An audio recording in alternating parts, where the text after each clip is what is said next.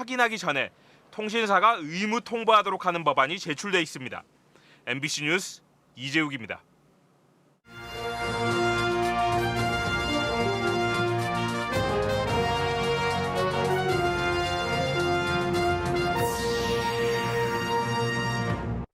코로나19로 인한 이용객 감소와 교통편 다변화로 시외버스 터미널마다 적자 폭이 커지고 있습니다.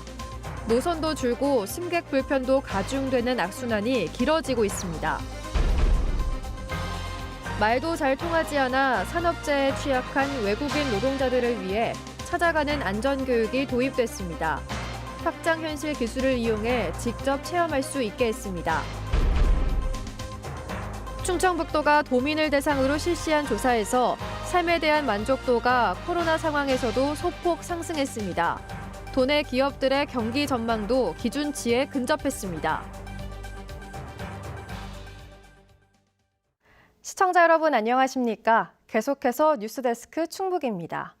오늘 충북 코로나19 발생 현황부터 알아보겠습니다. 신규 발생 확진 환자는 58명입니다. 지역별로는 청주 30명, 충주 12명, 제천 4명, 음성 2명, 괴산 1명, 진천 6명, 증평 1명, 영동 2명이 확진됐습니다. 충북 누적 환자는 11,402명, 누적 사망은 108명입니다. 충북보건환경연구원에서도 코로나19 변이 바이러스인 오미크론 확인 검사를 직접 수행할 수 있게 됐습니다. 충북보건환경연구원은 검사 시약이 개발됨에 따라 알파와 베타, 감마, 델타의 오미크론까지 5종의 변이형을 한 번의 유전자 증폭 검사로 판별할 수 있게 됐다고 밝혔습니다. 그동안 오미크론 변이 확인은 질병관리청에서만 가능했습니다. 연구원 관계자는 자체적으로 오미크론 변이 판별이 가능해져 지역 내 변이 확산과 전파 위험에 효과적으로 대응할 수 있게 됐다고 밝혔습니다. 오미크론은 지난달 24일 남아프리카 공화국에서 최초 발생 보고 후 급속한 확산세를 보여 주요 변이 바이러스로 분류됐습니다. 코로나19로 인한 이용객 감소와 교통편 다변화로 시외버스 터미널마다 적자 폭이 커지고 있습니다. 그러다 보니 단양에선 아예 군에서 직접 터미널을 운영하기로 했는데요. 갈수록 위축되는 소도시의 구조적인 문제가 해결되지 않는 한 팬데믹 이후에도 교통약자의 이동권 악화 문제는 장기화할 것으로 보입니다. 허지희 기자가 보도합니다. 관광도시 단양의 시외버스 터미널, 경북 영주와 서울 강남의 시외버스 노선 시간표는 안내문에서 통째로 사라졌습니다. 바로 인근 도시인 제천은 하루 한두 차례밖에 버스가 오가질 않습니다. 차 없는 분들은 되게 많이 불편해요. 교통편이 불편하고 또 하루 좀 많이 기다려야 되고. 코로나19 장기화로 승객이 줄면서 동서울과 구인사횡을 제외한 대부분 노선이 사라졌습니다. 청량리행 KTX 운행으로 서울행 승객도 반토막 나기도 했습니다. 단출한 시간표에 다시 승객이 감소하는 악순환이 반복되고 있습니다. 버스 시간도 중구난방으로 자주 바뀌고 그러다 보니까 고객님들도 오늘 이 버스 시간이 없을 것이다라는 걸 예감을 했는지 아예 문의도 없고 찾아주는 분들도 없고. 적자폭이 심화되자 단양관광공사가 운영하던 터미널은 내년부터 단양군이 직접 맡기로 했습니다. 인근 도시인 제천터미널도 코로나19 전과 비교해 80% 가까운 시간대가 사라졌습니다. 청주 직행버스가 아예 사라졌다 논란이 되자 최근 금토일 2개 시간대만 되살아나기도 했는데 또다시 동서울행 버스 추가 감축이 예고된 상태입니다. 현재 터미널은 직원 인건비도 감당하기 어려워 난방조차 못하고 있습니다. 불편은 고스란히 이용객에게 돌아가고 있습니다. 사실 겨울이나 여름 때 이렇게 히터나 에어컨을 안 틀어주면 손님 입장에서 좀 많이 불편하죠. 시내버스에 보조금을 주듯 지역의 시외 교통편에도 지원이 필요하다는 요구까지 나오고 있습니다. 편리한 대중교통은 국가 균형 발전과 밀접하게 관련되고 지역 인구 감소 문제 해결을 위한 출발점이 될 수도 있습니다. 인구 절벽에 시달리는 전남도에선 지자체가 직영하는 터미널이 늘고 있는 등 교통약자의 시외 이동권 문제는 팬데믹 이후 더 가속화될 수 있다는 전망도 나오고 있습니다. MBC 뉴스 허지입니다.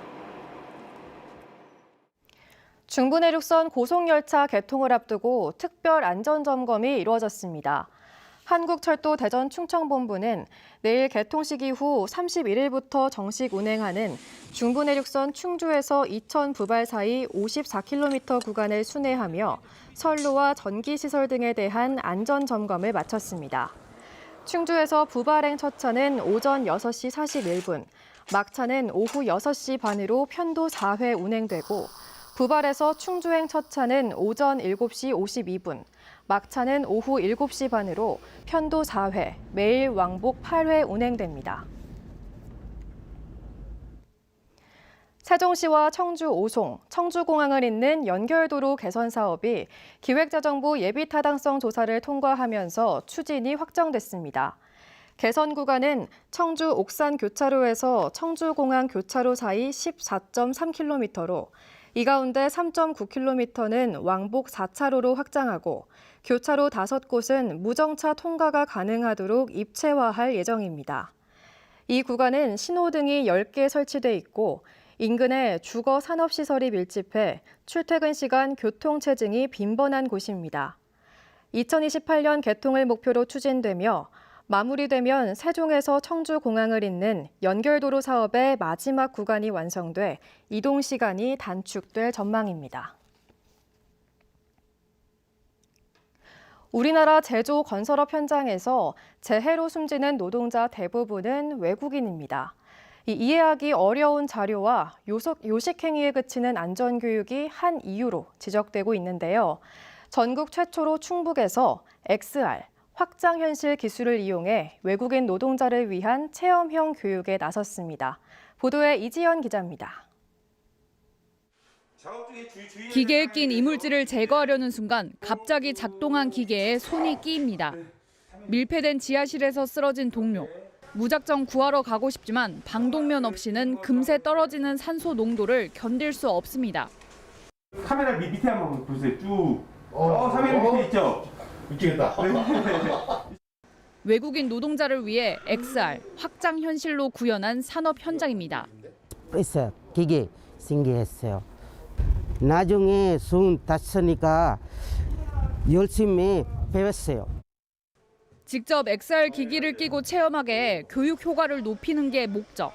사고가 발생하는 주된 상황뿐만 아니라 사고 원인과 대처 방안, 예방법도 설명합니다. 가상의 공장에 취직해 일하며 벌어지는 다양한 상황들을 대화 형식으로 하나의 이야기로 만들어 몰입도도 높였습니다.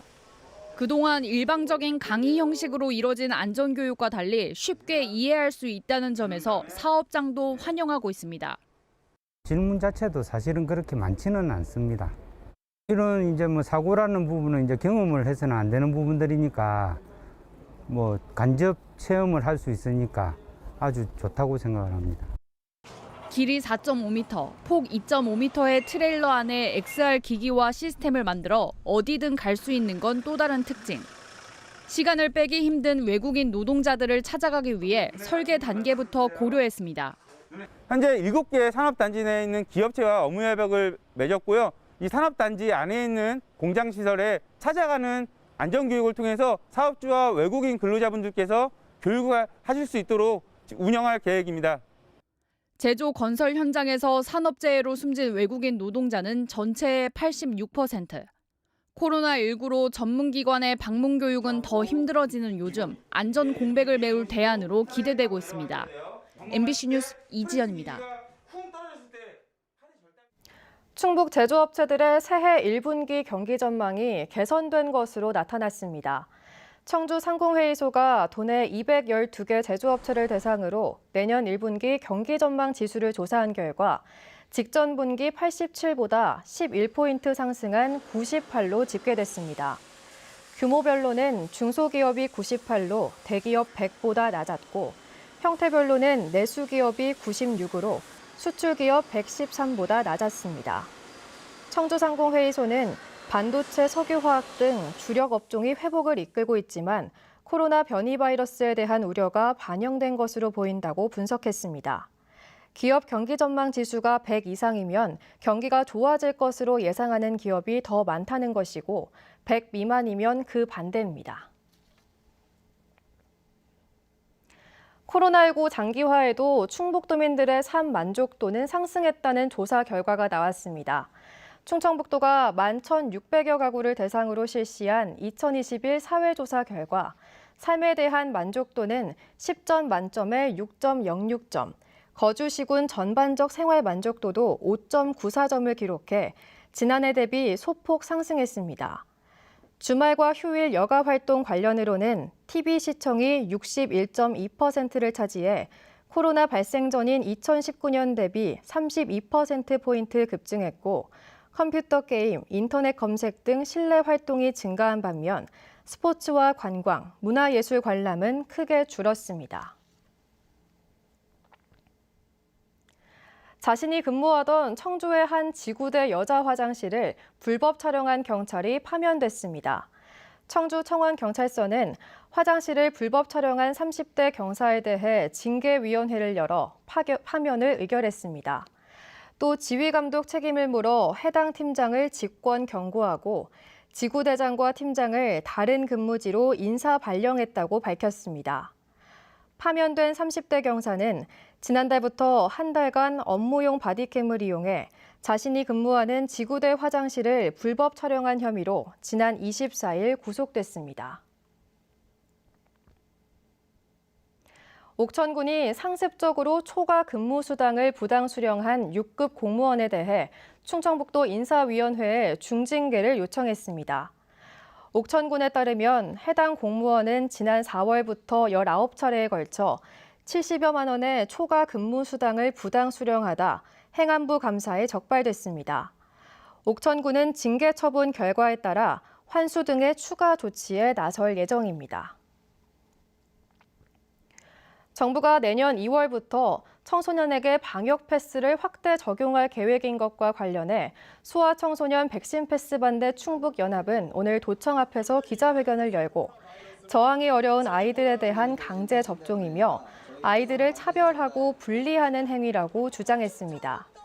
또 코로나19에 확진된 소아청소년의 사망률이 낮고 백신 접종이 전이를 막지 못한다며 정부 방침 철회를 요구했습니다. 한편 도내 만 12세에서 17세 백신 접종 완료자는 4만 5천여 명으로 접종률 50%를 넘었습니다. 오늘 오전 7시 10분쯤 청주시 외평동 팔결교에서 한 업체 통근버스가 앞서가던 굴착기를 추돌한 뒤 중앙 분리대를 들이받았습니다. 이 사고로 50대 버스 운전기사와 승객 등 6명이 다쳐 병원으로 옮겨졌고 사고 여파로 출근길 도로가 2시간가량 정체를 빚었습니다. 경찰은 느린 속도로 앞서가던 굴착기를 뒤따르던 버스가 들이받은 것으로 보고 정확한 경위를 조사하고 있습니다. 무료 관람이 가능했던 청주 미동산 수목원이 새해부터 입장료를 받습니다. 성인은 2,500원, 청소년 2,000원, 어린이 1,500원으로 단체와 충북도민에게는 500원 할인 혜택이 제공됩니다.